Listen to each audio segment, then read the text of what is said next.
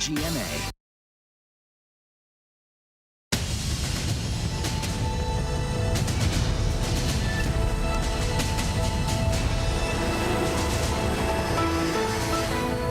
Pursuant to Minnesota statute, section 60904, counts 2 and 3 will remain unadjudicated as they are lesser offenses of count 1. As sentenced for count 1, the court commits you to the custody of the Commissioner of Corrections for a period of 270 months. That's 270. That is a 10-year addition to the presumptive sentence of 150 months. This is based on your abuse of a position of trust and authority, and also the particular cruelty shown to George Floyd. 22 and a half years. A Minnesota judge handing down the sentence for former officer Derek Chauvin for the murder of George Floyd. The judge saying how his decision was not based on public opinion, but on the law. The sentence reverberating across the country tonight, 13 months to the day since Chauvin put his knee on the neck of George Floyd, killing him and sparking the so-called racial reckoning in America. What does 22 and a half years mean to you tonight? It just means that we have some type of accountability. I wanted the maximum sentence because my brother has received a life sentence. My family, we all have received a life sentence. Holding out hope tonight in Surfside, Florida, one day after that horrific condo collapse. Rescuers continuing their round-the-clock search for anyone alive beneath the rubble. Tonight, more than 150 people remain unaccounted for. This comes tonight as more questions over what caused this to happen and whether nearby buildings may still be at risk. The lawsuit tonight by the Department of Justice against the state of Georgia's new voting laws. The department claiming the new law restricts black voters' access to the polls. The record-breaking extreme heat hitting the West Coast this weekend and the historic temperatures near the Arctic Circle. Is this the new normal? Our Ginger Z has this week's It's Not Too Late.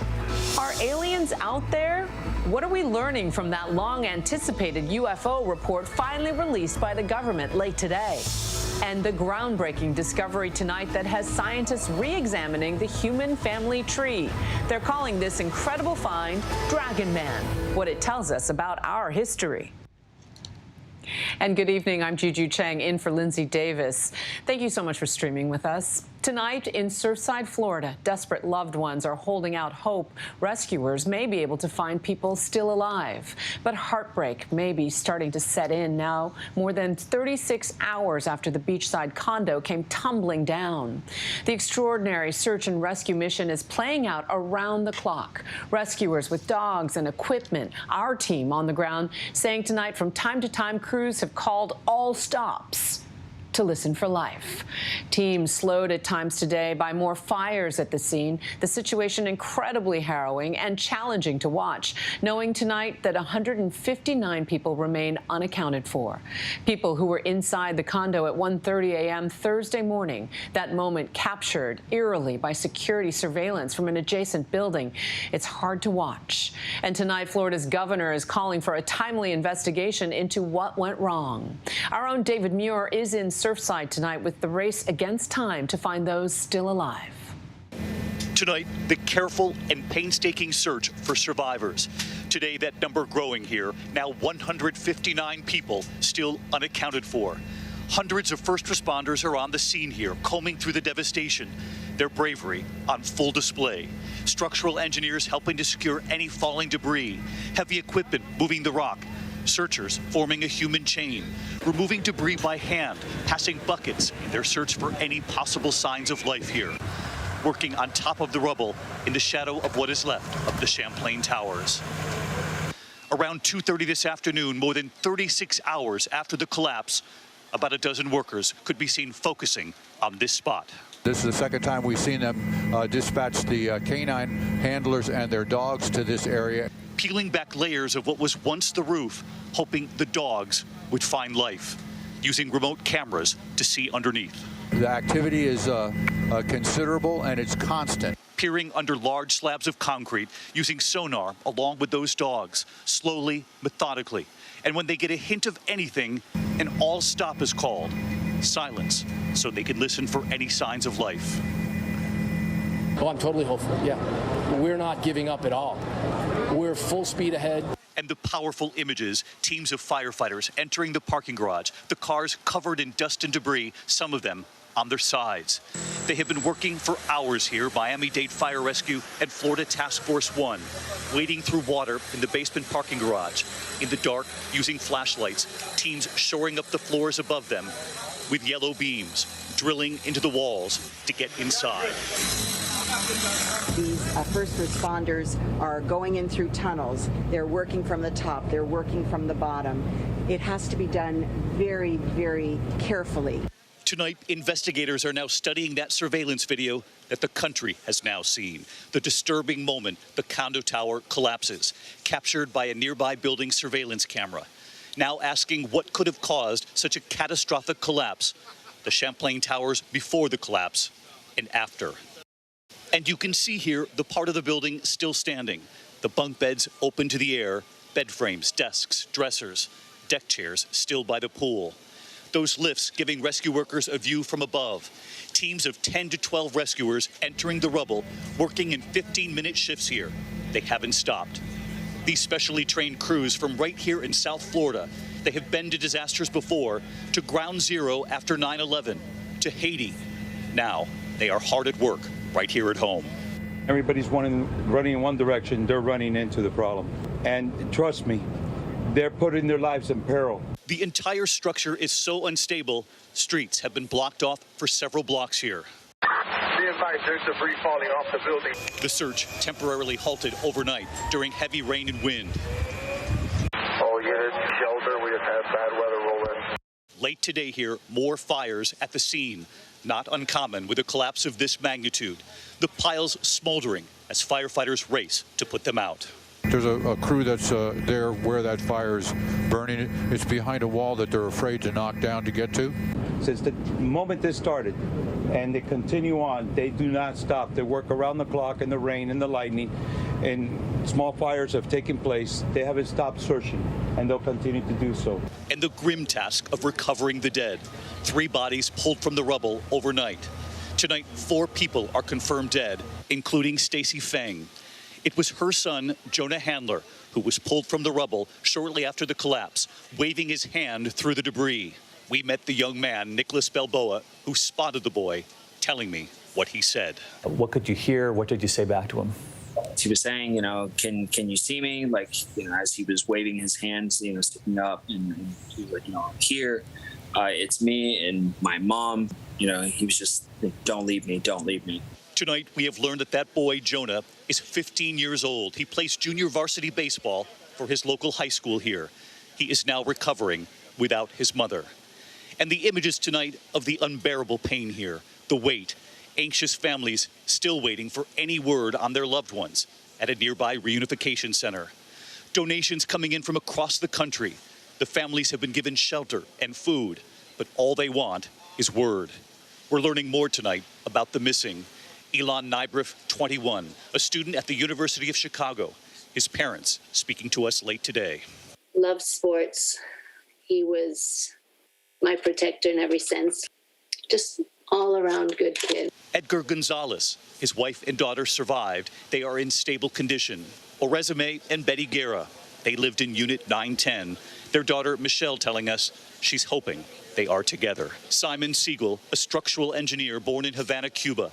His family telling us he loves travel, movie nights with the family. He truly loves life, they said. Luis Andres Bermudez, his grandmother tonight, at a loss for words, saying, my grandson is my everything. Rabbi Elliot Pielson of Temple Menorah, saying 7 members of his congregation, his extended family, are missing tonight. So many people are really, really hurting because we're a loving community. Joshua Spiegel, waiting for word on his mother, Judy. It's a struggle. We are praying every minute. We are hopeful that she's there, alive, and we're going to see her soon and be able to hold her hand and kiss her. And we love her so much, and we're going to see her soon. Late this afternoon, we met Michael Noriega, showing us photos of his beloved grandmother, Hilda. Was that this Christmas? It was. Hilda, his family's last living grandparent, 92, living in apartment 602. She was the most loving person that I've ever met in my entire life. I mean, she lived for her family, and I'll venture to say that she lives for her family. She was absolutely giving, and she was just the type of person that was the epitome of almost a perfect grandmother. She just loved us very, very, very dearly. I can see your strength, and I gather your grandmother is partly responsible for that. Absolutely. Absolutely. I mean, she's the strongest woman I know. Well, we're holding out hope for her, too. Appreciate that. Thank you very much. And our thanks to David Muir there in Surfside. It is nothing short of a living nightmare of a waiting game. Loved ones holding on to hope that some of the most important people in their lives might still be rescued from the rubble of Champlain Towers. What was once a beachside paradise, now the site of that devastating tragedy. Here are some of the voices and stories behind all that pain. Sound that went through the windows and it shook them. Basically, that's what woke us up. I looked to the left, and the apartment to our left was half sheared off. Looked forward, which is where the elevator shaft is, and it was just a hole. I just heard like people screaming, and it was really disturbing. My whole family and I were like crying. When I check the survival list, my aunt and uncles weren't there. I went to check for them inside. When they checked the hospital list, they weren't there. So where could they be? They're in the rubble. Personally, I'm not hopeful. Maybe God will give me a surprise and I can believe in miracles. But looking at the building, truth is, if you look at the rubble, I don't have hope. I just don't know why we're here and the rest of the people aren't. That's kind of what's hard. My husband said something to me that resonated this morning very, very early. He goes, why did God have to take a child away when we had the perfect family? It was mere feet from the wall that my kids were sleeping in and were watching TV, but it could have been a very different thing. I could have walked into the living room checking on them and found that rubble, and it just, I don't think I've processed it. I just hope that I could get some information that you never lose hope. I'm just asking God because they're in the affected area. We don't want her to hurt and be in pain. At the same time, if they're alive and they really want to be alive and they're fighting for their life, I hope God lets them live. Right now I'm holding strong, but I know that the minute I have to ID anything, I'm not going to be the person I am. Love your mother, hug your mother. I kiss my mom a lot every day, and she laughs and she giggles. Kiss your father, kiss your mother, because you never know if it's going to be the last time you're going to hug and kiss them. And Stephanie Ramos joins us now from the Reunification Center. Stephanie, we just saw a portion of that interview with that family member waiting to hear about their loved ones. You've been talking to people on the ground since yesterday. Tell us about some of those gut-wrenching conversations and what this community is going through. Well, Juju, so many of those families are not ruling out a miracle tonight. You heard from Bettina there. I spoke with her earlier today, and she says it was fate that brought her here to Miami. She lives in Washington, D.C. She took a last-minute trip to see her aunt and uncle, and just a few hours after landing, she received that text message from her family saying that part of the tower had collapsed. And she, of course, has gone through the process. She's checked the survival list. Her aunt and uncle were not on there. She checked the hospital.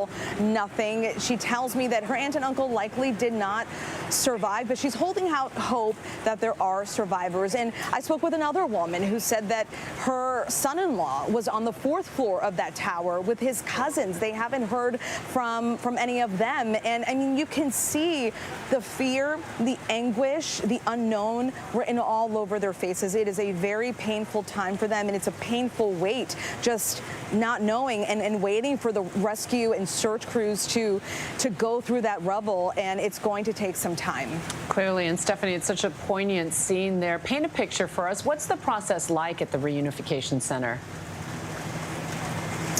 Well, so far, what we've been told from those families that have gone inside, because press, of course, is not allowed in there, they've said that they have this list of individuals that may have been in the building. So there's a lot of coordination going on here still. It's still early on, and it's tough to really identify. That's what we've heard from officials, that it's tough to identify exactly who was in the building, and that's what they're trying to put together from those family members that are going to the center to say, we haven't been in touch with our loved one, and then kind of cross-checking that with the lists that these officials may have inside that center. But I've also spoken to families who say they went to the center, they gave their list of loved ones that they can't get a hold of, that they know for sure were in that building, and they've walked out of there with no information. So it's been really tough for a lot of those families. And right now, the immediate priority is to search for possible survivors. Of course, the investigation into the collapse will remain secondary. That's what we've been told. But right now, it is a painful wait for the families as these crews go through that rubble. Juju. So much heartache and horror. Thank you, Stephanie Ramos. The big question is how. That's the question people are wondering tonight. As the days go on, we're finding out more and more details about the building's history and some of the concerns and complaints from the residents. ABC's Victor Oquendo has the details. Tonight, the cause of the condominium's partial collapse remains a complete mystery. Authorities searching for clues into why part of the 12-story building came crashing down, considering every possibility. Further investigation will be very critical to understand what was at the root of this. Nothing's ruled out. One man telling CNN his mother said she heard creaking noises just a day before the collapse. She just told me that she had woken up around 3, 4 in the morning and had heard like some creaking noises. They were loud enough to wake her up, but that was it. She's now among the missing. This is the closest that we've been able to get to the collapse site. Right now, that crane, you can see it. It's removing debris from the side of the building, swinging it carefully over the top of that big pile of debris, and then moving it out of the way. Part of that rubble could provide crucial evidence in determining what caused this tragedy. You have to look at the design of the building. You have to look at the engineering calculations. You have to look at the quality of the construction. But I think in the end, maintenance is probably going to play a significant role in this. The building had recently begun its 40-year structural recertification process. Work had started on its roof, but in recent years, it received some scrutiny. In 2015, a tenant sued the condo association, claiming water damage from cracks in her walls. And Victor Oquendo joins us now. That building's history under so much scrutiny. And Victor, what do we know about the construction and the inspections in the building? Juju, we reached out to the engineer who was hired to conduct that mandatory 40-year recertification. He declined to comment, citing the investigation. We also want to mention that a 2020 Florida International University study found that in the 1990s, the land beneath this building was sinking at a faster rate than in neighboring towns. That author telling us that they did flag the findings of that report. We have requested all public records from the city of Surfside, but so far, they've not released them. Juju? Clearly, we'll keep digging. Thank you so much, Victor Oquendo. And joining us now to discuss the ongoing Herculean search and rescue efforts at the Surfside building collapse is Certified Emergency Manager Dr. Michael Fagel. Dr. Fagel, thanks for joining us. Good evening. Thank you for having me. I want to start by asking you to give us a wide lens of this disaster. Walk us through where crews have been focusing their efforts and how does that mission evolve over time? The crews are doing miraculous work, and they are going through it step by step, inch by inch, as they pour through the rubble. This rubble looks extremely similar to what we had at the April 19th, 1995 Oklahoma City bombing attack where I worked at. And I will tell you that the crews are measuring every inch, every step. They're working in smoke, fire. They're working in shifting buildings, shifting debris. As you saw, the debris being delayered, the towers being delayered to get it every inch. It is a meticulous effort. You see the smoke. You see the water tower putting water to keep the dust down. But the crews are hoping that they will find a viable victim. Remember that Haiti was 8 days and Mexico City was 12 days. So there is still hope. 8 and 12 days, and there were victims found. You mentioned that you were deployed on search and rescue, but not only in Oklahoma City at 9/11. And so based on your experience, how much more of a window is there to find survivors? Well, hopefully with the voids as you see them and the various pieces of appliances, the automobiles, the structural teams that are rebuilding it from the ground up, you know, I have hope, and I want our readers and our audience to have hope as well, that, again, 8 days, 12 days, it is possible. And when they call for silence, to have a silent time to listen, to feel, to hear those sounds. And, you know, the equipment that these teams have today is much, much more modern than what we had 20 years ago for September 11th and then in 1995. So they have equipment and gears right now that really helps them to do their work. But it is painstaking, hand by hand, inch by inch. As you see the crews, they are doing the same exact things that our crews did in Oklahoma City bombing and well as World Trade. It is the same painstaking process. And as they go through all that rubble, what do you think the crews are seeing and smelling and hearing that might help investigators as they turn to the task of investigating what caused the collapse? I know right now I can smell the smells, taste and hear it and feel it. The crews right now are forging ahead. And if I know any of these crewmen, these crew members, they are not thinking about what or how. They're thinking about what can we do to move forward. And I know that when we were doing it and our team was doing it, we weren't thinking about cause. We were thinking about what could we do to have a better effect. And that's to continue searching and sifting, combing, and looking and hearing. And these crews are listening. They have marvelous cameras and devices and lights. And they stop, listen, look, they feel, they hear, they sense it. Yeah, and there's so much noise. Yeah, and you can hear so a pin drop when that happens, when they call for, I mean, I was on scene in Haiti, and whenever that happened, it was like a sacred moment. I know that these men are your comrades in arms, and we're grateful for you all. Thank you for your time, Dr. Michael Fagel.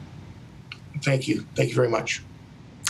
And now we're going to turn to the sentencing of former Minneapolis police officer Derek Chauvin. The judge handing down a 22-and-a-half-year sentence for the murder of George Floyd after hearing heartbreaking messages from Floyd's 7-year-old daughter Gianna, a nephew and a brother. And yet on the other side, Chauvin's mother making an emotional plea for leniency, and the words from Chauvin himself. Here's ABC's Alex Perez.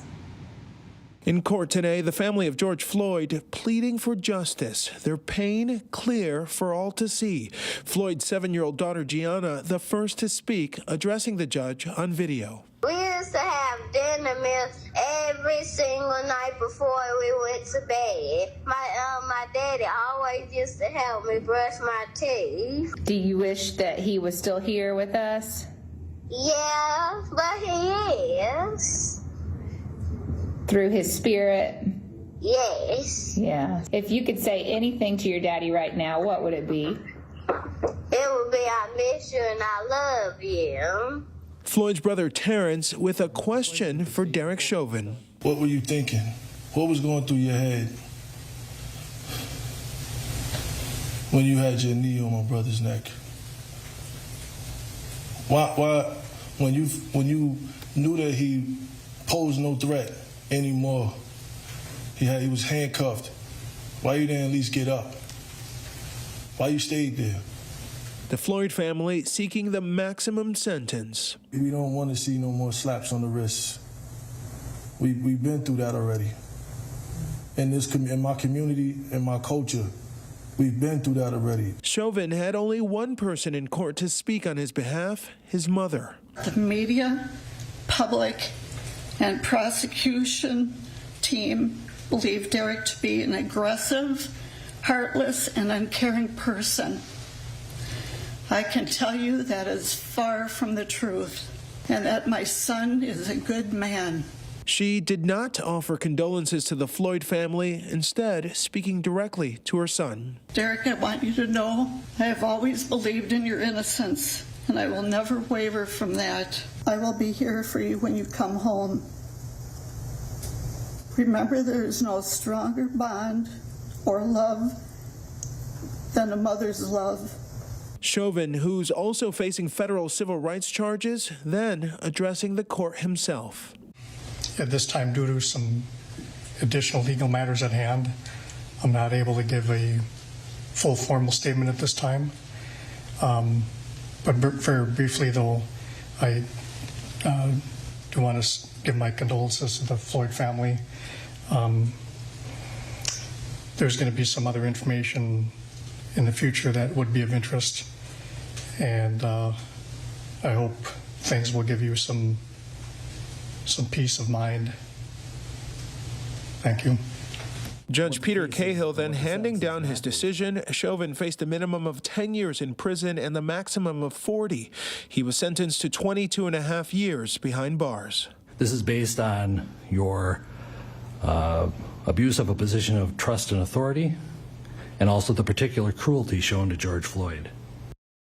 And we're being joined now by Alex Perez. You know, Alex, Judge Cahill today acknowledged the pain the families are feeling, but said that his 22 and a half year sentence was not based on emotion or sympathy. What is your sense of what he meant by that? Well, Gigi, we have to remind everyone that, you know, everything that's been going on the last year, all those protests, all that emotion, what the judge was trying to say is that he didn't factor that into his decision. He based his decision on the law, on the facts that were in front of him. And if you look at that sentence, 22 and a half years, even though it was not the maximum, it is actually very high for a police officer. In fact, this idea that a police officer was convicted and sentenced, that's highly unusual. So what we're seeing today was uncharted territory, Juju. And historic in many ways. And we're about to hear from George Floyd's brother soon. But tell us the reaction you're hearing in the wider Minneapolis community.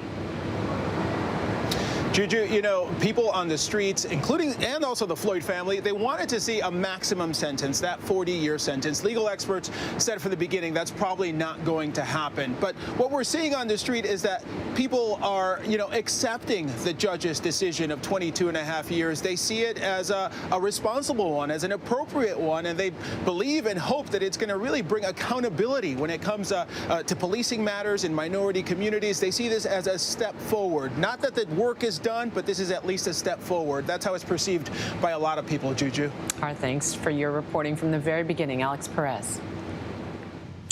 And now we're being joined by George Floyd's brother, Philonise Floyd, and the family's attorney, civil rights lawyer Ben Crump. Thank you both for joining us.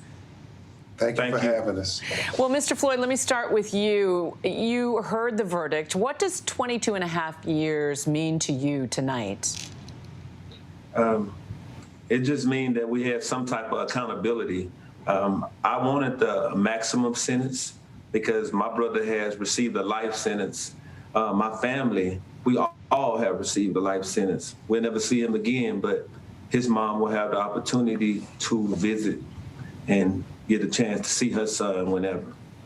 And Mr. Crump, the judge spoke about his thinking on this sentencing. Does this look like justice to you? Well, it's a step towards accountability. We know that it's the longest conviction for a police officer in Minnesota's history, and we are looking around America to see if there's any police officer that has been sentenced to longer time for killing an African American in America. So we feel that we are starting to make progress. This is an opportunity for America to reach a turning point where we say this is not the exception, but this is the norm that Black men and women and other people of color expect accountability on the level that our white brothers and sisters expect accountability.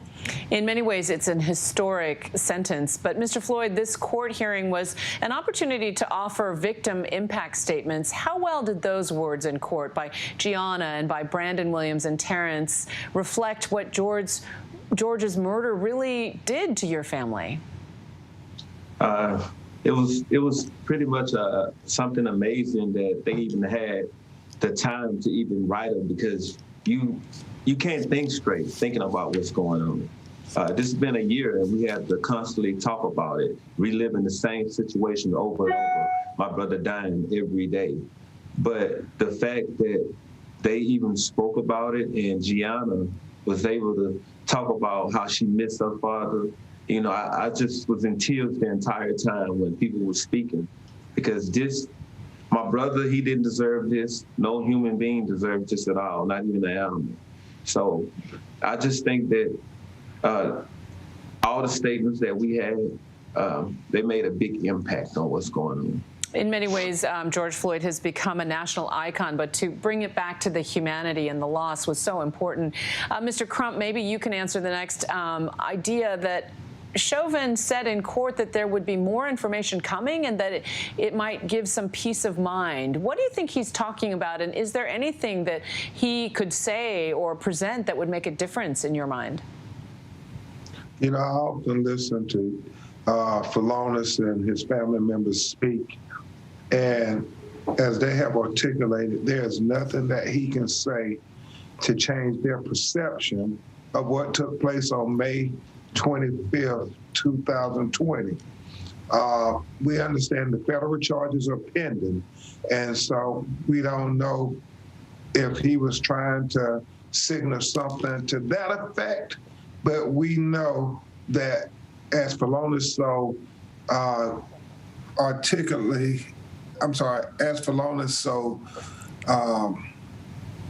passionately spoke, they want the maximum sentence.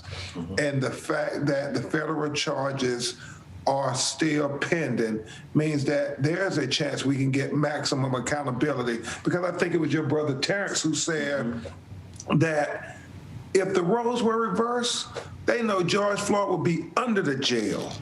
And so we're still seeking that equality in America, that our skin color should not play the predominant factor in the criminal justice system. And so that's the hope for today. That's why I was so relieved to see us get the longest sentence in the history of the state of Minnesota, because it gives us hope for the Breonna Taylors of the world, for the Pamela Turners of the world, for the Dante Wrights of the world, for the Jacob Blake Juniors of the world. All these Black people who've been brutalized by the police on video.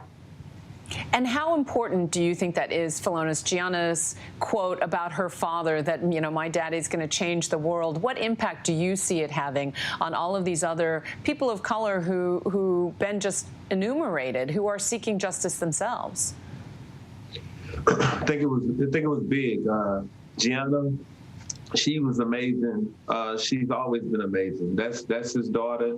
He loved her so much. She's a daddy's girl.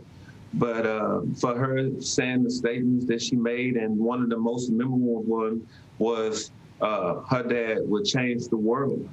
Everybody stood behind that, and they believed in that, because her father was tortured to death. And that's something that was like so horrific, nobody ever seen in life. Mm-hmm. So for everybody, no matter what race, that stood behind her, thank y'all so much. And Ben, one final thought. You mentioned that this was the stiffest sentence in the state of Minnesota. What do you think that message is that's sent to other law enforcement officers who may be being held accountable moving forward? And that's what it is, Juju. It's about accountability. The fact when Chauvin is held accountable, it has a chilling effect on the next police officer who would have the notion to engage in excessive force against a person just because the color of their skin. And so that is the real hope for today, that not only in Minnesota, but in Louisville, Kentucky, with Breonna Taylor, in Wisconsin, with Jacob Blake Jr., Anthony McClain in California, all these people were killed or brutalized in 2020. It sends a message to them that accountability is now the standard, no matter who you brutalize in America, whether that's a Black person or a brown person or an Asian person, that you're going to be held accountable. Important words. Ben Crump, our thanks to you. Phalonis Floyd, thank you both for your time. Thank you. And for more on the sentencing, we bring in Brandon Mitchell, who served as a jury member in Derek Chauvin's murder trial. Thanks so much for joining us, Mr. Mitchell. Absolutely. Thank you for having me. I know that you found Chauvin guilty of second-degree murder. Is 22 and a half years the kind of prison sentence you imagined? Is that what justice looks like? I do think that is justice. I think it's a little bit on the light side, but it is justice and it is fair. I think the judge did a great job with that. I was maybe expecting more, closer to 25 to 30, but 22 and a half is still justice. Now, Chauvin himself chose not to testify, as you know, in the trial, which is his right, and he said very little today. But let's take a listen. Do want to give my condolences to the Floyd family. There's going to be some other information in the future that would be of interest, and I hope things will give you some peace of mind. We also heard from Derek Chauvin's mother. Do you think there's anything that he could have said today or during the trial that might have convinced you that he deserved leniency? No, I don't think he could have said much. He could have at least been, I think, a little more remorseful. But I don't think he deserved much leniency, though, just because, I mean, it was a heinous crime. And let's listen to some of what Derek Chauvin's mother had to say. Derek is a quiet, thoughtful, honorable, and selfless man. He has a big heart, and he always has put others before his own. The public will never know the loving and caring man he is that his family does. And what goes through your mind when you hear those words? That sounds like a mother. That sounds like a mom who's concerned for her son. But the only thing that I think she missed is, I mean, she didn't send any, condolences or anything to the family of George Floyd. I mean, he's deceased. His family is mourning as well. So, I mean, you have to have some type of remorse for the George Floyd family. I think that's the part that she missed. But I mean, of course, she's going to feel a certain way for her child. Sure. And have those emotions for her kid. And finally, of course, we heard heartbreaking words from George Floyd's daughter, from his nephew and his brother. Do you have a message for Floyd's family and his loved ones tonight? Yeah, I just send my condolences. 22 and a half years is justice, but however, there's no bringing back your loved one. Their loved one is never coming back. And so for them, I feel for them. My prayers are with them. And I hope that they are able to get some kind of peace from the sentencing. And now that you've had some distance since the trial and you reflect back, what do you take away from your experience? It just, for me, and especially here in Minneapolis, I think it just makes me take a step back and just say how important it is to be a part of a jury, and just how much change that we have to do in terms of policing in the United States in general. These are situations that we have to find a way to avoid, and they should never happen. And George Floyd's memory lives on. Thank you so much, Brandon Mitchell. And we also, of course, appreciate you for doing your civic duty. Thank you.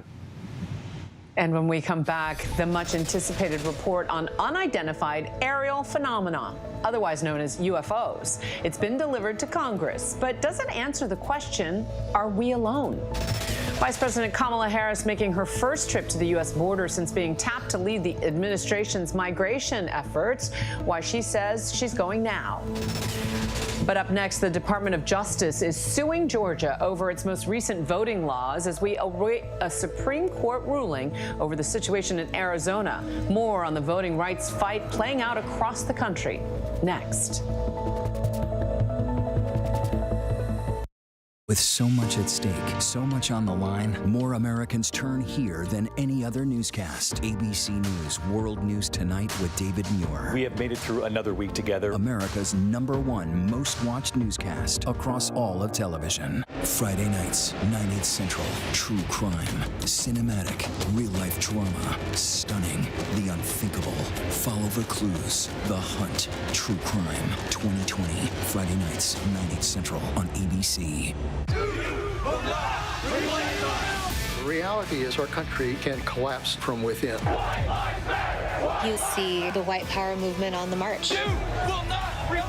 Klansmen and neo-Nazis, skinheads, it's meant to incite war. From the KKK to Oklahoma City to Charlottesville, the new documentary event special. We just need to start talking about race. Homegrown hate, the war among us. This is a real wake-up call. Streaming now on ABC News Live.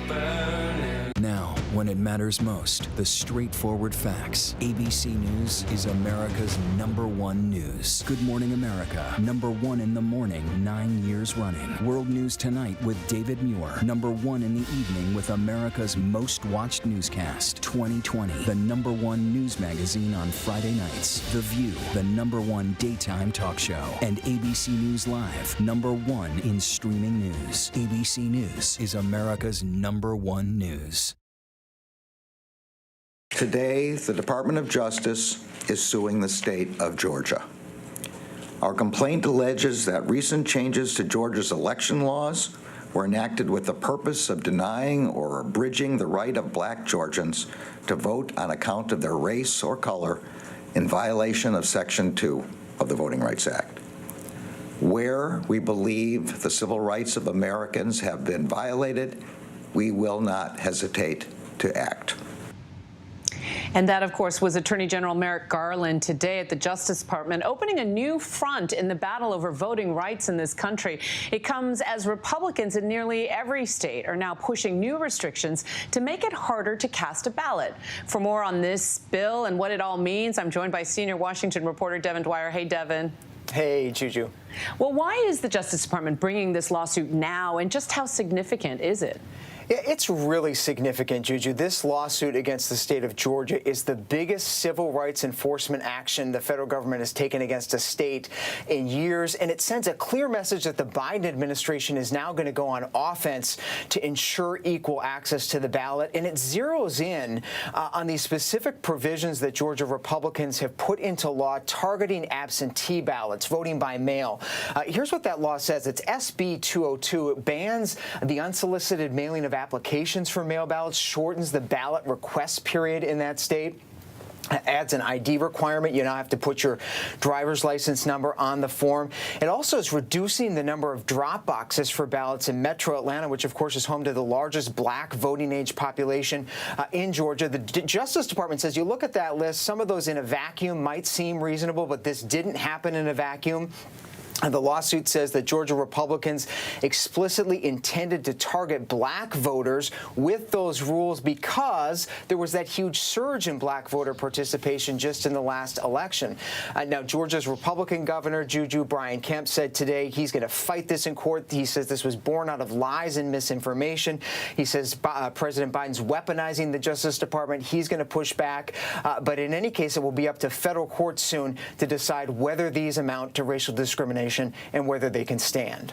And it really does set the stage for a federal oversight versus all of these states. And yet you mentioned the Supreme Court. All of this comes just days before we may get a Supreme Court decision that could have a significant impact on all this. Yeah, this is extraordinary timing that this lawsuit has come out right now, because next week, Juju, in a major case out of the state of Arizona, the Supreme Court is expected to lay out a standard for how to decide when a state voting rule violates the Voting Rights Act. That's the law we're talking about here. It says any state rule that results in the denial or abridgment of the right to vote on account of race is illegal. So what's the standard of proof you have to show if you're going to challenge a state voting law?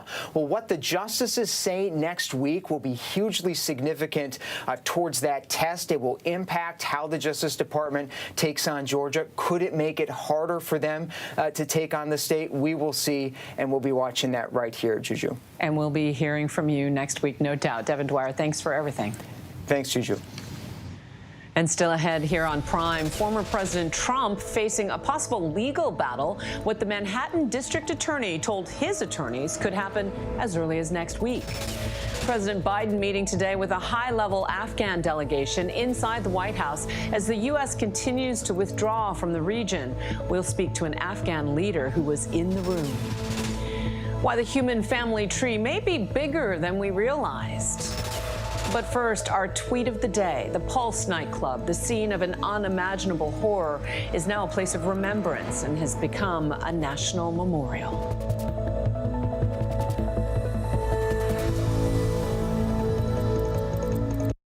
Admit it.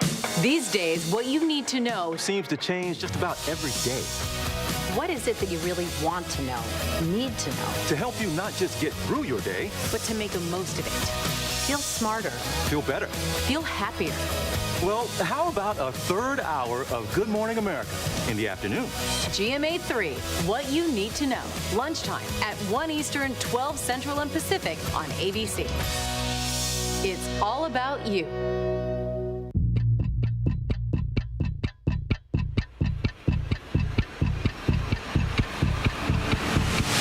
Hours, Assault on the Capitol, the ABC News original, exclusively on Hulu, now streaming. With so much at stake, so much on the line, more Americans turn here than any other newscast. ABC News World News Tonight with David Muir. We have made it through another week together. America's #1 most watched newscast across all of television. The world may feel out of your control, but your happiness doesn't have to be. Learn the secrets to happiness. Listen to the 10% Happier podcast, free on Apple Podcasts. Robin Roberts, George Stephanopoulos, Michael Strahan. Wake up with America's #1 most watched morning show. ABC's Good Morning America. ABC News honored winner for the second straight year with the Edward R. Murrow Award for overall excellence in television. ABC News, America's #1 news source. Now to a groundbreaking discovery that has scientists re-examining humankind's family tree. New research on a massive and mostly intact skull found in China reveals that it possibly belonged to a species of hominin, nicknamed Dragon Man, that could be more closely related to us than the Neanderthals. Here's a look by the numbers. This wild story starts in 1933 when a construction worker reportedly in Harbin City, China, dug up a strange-looking skull, which he hid in an abandoned well, where it remained for 85 years. He told his grandchildren, who then donated the fossil to a geoscience museum. Scientists say the skull dates back at least 146,000 years, but is no older than 309,000 years. They think it comes from a male, approximately 50 years old, who hunted mammals and birds and gathered fruits and vegetables, like us. The skull is comparable to size to humans, and researchers believe its brain was about 7% larger than ours. And if we are as closely related to the Dragon Man as some scientists suggest, it means we could have diverged from Neanderthals roughly 400,000 years earlier than previously thought. And if so, we might need to reconstruct the human tree of life. And we still have a ton to get to here on Prime. Scorching, nearly unbearable heat is forecast for millions in the Pacific Northwest this weekend. But in this week's It's Not Too Late, our Ginger Z tells us there is something even more concerning we need to be watching. Plus, the deadly knife attack in a European city. But first, a look at our top trending stories on abcnews.com.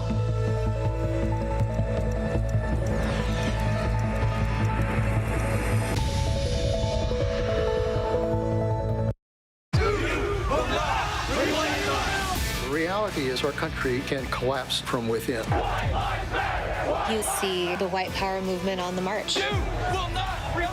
Klansmen and neo-Nazis, skinheads, it's meant to incite war. From the KKK to Oklahoma City to Charlottesville, the new documentary event special. We just need to start talking about race. Homegrown Hate, The War Among Us. This is a real wake-up call. Streaming now on ABC News Live.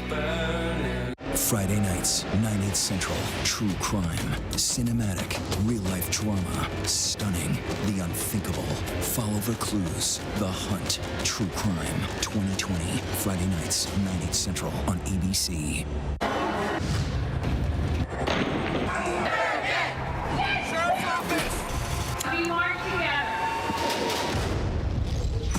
The most powerful stories of our time, anytime.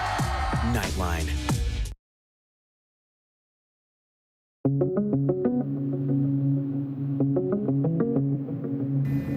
Tonight, the careful and painstaking search for survivors. Today, that number growing here. Now 159 people still unaccounted for. Hundreds of first responders are on the scene here, combing through the devastation. The entire structure is so unstable, streets have been blocked off for several blocks here. Be advised, there's debris falling off the building. And the grim task of recovering the dead. 3 bodies pulled from the rubble overnight. Tonight, 4 people are confirmed dead. The cause of the condominium's partial collapse remains a complete mystery. Authorities searching for clues into why part of the 12-story building came crashing down, considering every possibility. Part of that rubble could provide crucial evidence in determining what caused this tragedy. You have to look at the design of the building. You have to look at the engineering calculations. You have to look at the quality of the construction. The investigation involves whether or not the president's family business paid taxes on certain fringe benefits given to employees or family members, ranging from cars and apartments to private school tuition. Tonight, sources are telling us an indictment could come on the Trump organization as soon as next week. But an attorney for the Trump organization is saying it's all completely outrageous. For her first visit to the border as vice president, Kamala Harris was only on the ground here in El Paso for about 4 hours. So we are here today to address and to talk about what has brought people to the U.S. border. She's faced criticism for months, mostly from Republicans, for not coming to the border to see the conditions here this year herself. Now, today she did visit a Custom and Border Patrol processing center here in El Paso that cares for hundreds of people a day, most of whom are seeking asylum. Now, Vice President Harris, during her trip, said repeatedly that for her, this is an issue of people and not politics. A long-awaited U.S. intelligence report on UFOs has been delivered to Congress. This moment from 2015, stunning a Navy pilot. My gosh.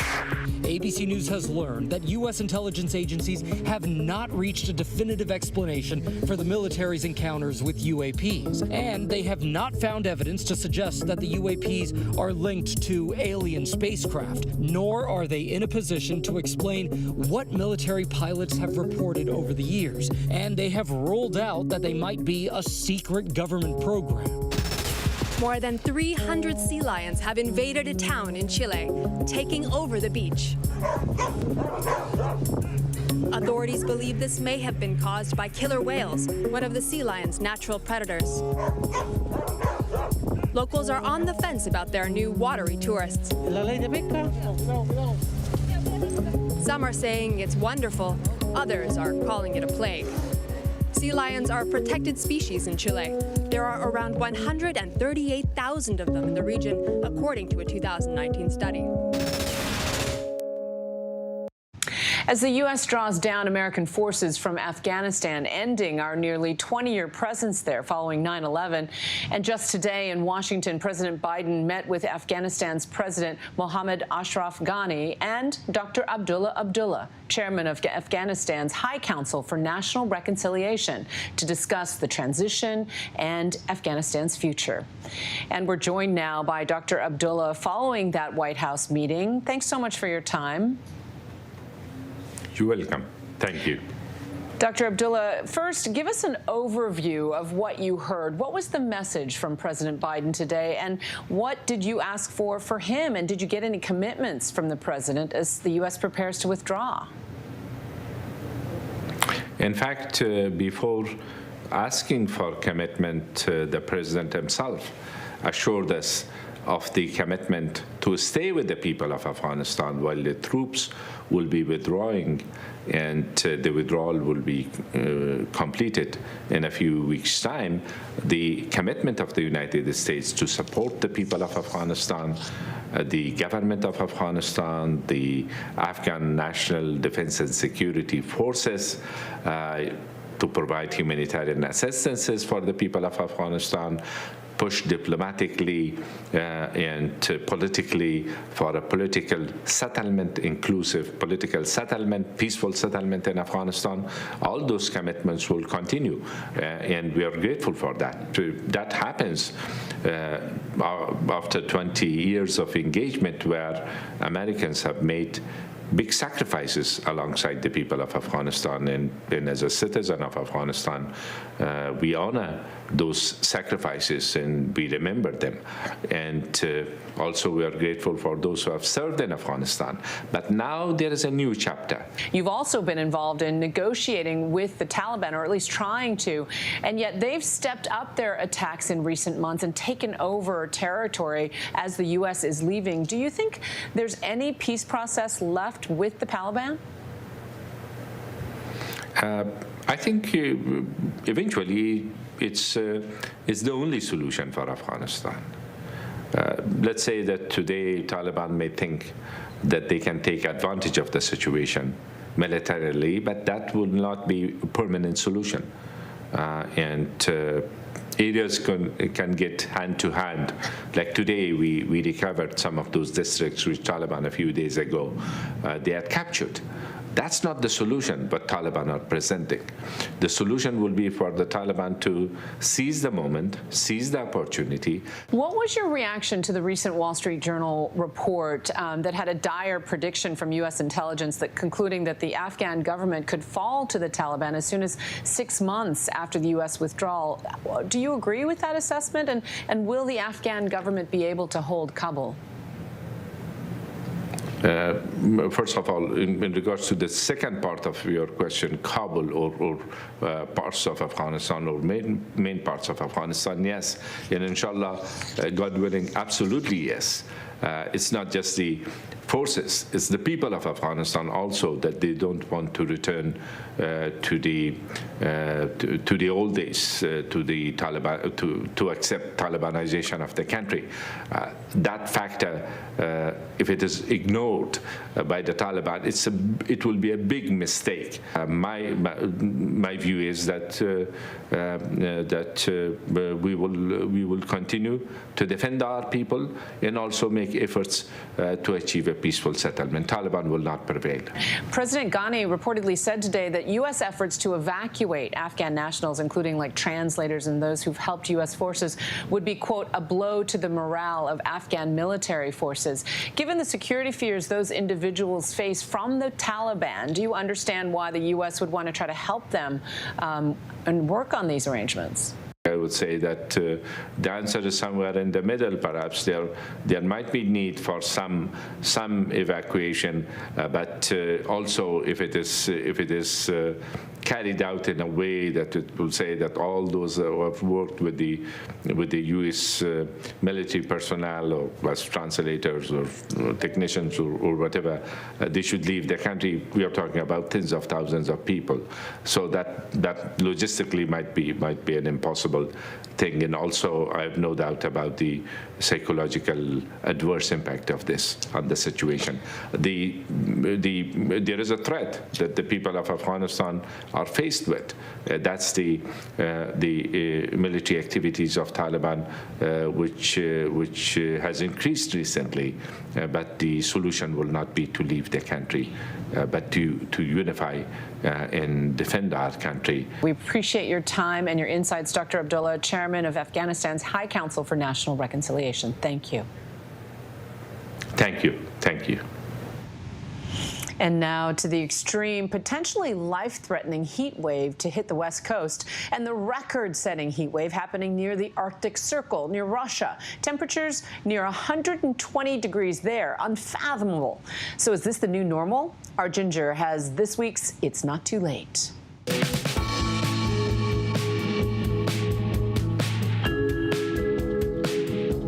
Hi, I'm Ginger Z, and it's not too late. This weekend, Portland, Seattle, parts of the Pacific Northwest could see their all-time record highs. A lot of those sites started recording back in the 1940s, so it's been about 80 years of records, but we could smash the records. Portland, their all-time record high, 107, could easily get to around 110. Seattle, looking for not just an all-time June record, but potentially an all-time record if they get to 103 or higher. Listen, we know that weather is not the same as climate. However, we do also know that climate change makes extreme heat waves like this more likely to happen, and they do stick around longer. But for this story, I'd love to take you around the world a bit. So let's go to St. Petersburg, Russia, where their average temperature this time of year, probably closer to about 70 degrees. They were in the low to mid 90s, the hottest they'd been since 1998. Moscow hit an all-time June hottest temperature on record, and they've been keeping records since the 1880s. Just this week, ground temperatures did get to 118 degrees above the Arctic Circle, and you look at that and you say, that seems wrong. But one of my friends who works in this industry, in the climate science, says that's not the number that we should focus on. It's more about the long-term trend. Polar areas in the Arctic and in Russia are warming 3 times to 4 times faster than anywhere else in the world. So while this event is, alarming in itself, to me, it's really the long-term trend. It's just warming so much quicker, and it's a sensitive region of ice and unique ecosystems that are going to be impacted by so much warming if we don't make a difference, and we still can. Because it's well beyond this story about one heat wave. This whole spring has been up to 8+ degrees above average. I think as far as a climate change perspective, there's been research to show that last year's warmth, the heat waves in Siberia, were caused by anthropogenic human-caused climate change. So the problem is we're getting these heat waves in Siberia, which are melting the sea ice earlier and earlier. You're getting all this incoming sunlight into the ocean that's storing heat in the dark ocean. So the ocean is just getting warmer and warmer. And this heat in the ocean is preventing the sea ice to form. So not only is the ice melting earlier in summer, but it's also forming later in the fall and winter. And just because I know somebody will ask, we realize that the Arctic was at one time tropical, but now it's not. And it has never been warming at this rate. Climate change is rolling the dice in favor of more extremes. These heat waves won't happen every year, but they're likely to increase in the frequency that they occur moving forward in the next couple decades. If we reduce our greenhouse gas emissions in the future, we could, in theory, prevent the Arctic from becoming ice-free. It is not locked in or a guarantee. We can prevent some of those worst impacts and really have an important opportunity right now to make a difference in really preventing the worst changes within the Arctic, which then affects the rest of us elsewhere in the globe. Every action, every degree, it has to help because it really isn't too late. And before we go tonight, the image of the day, 4 simple words written in the sand outside that collapsed building in Surfside, Florida. Pray for their souls. We are rooting for the rescuers and rooting for miracles to come of this horrific tragedy. And our hearts are with everyone tonight involved. That's our show for this hour. Stay tuned to ABC News Live for more context and analysis of the day's top stories. Thanks for streaming with us. Good night.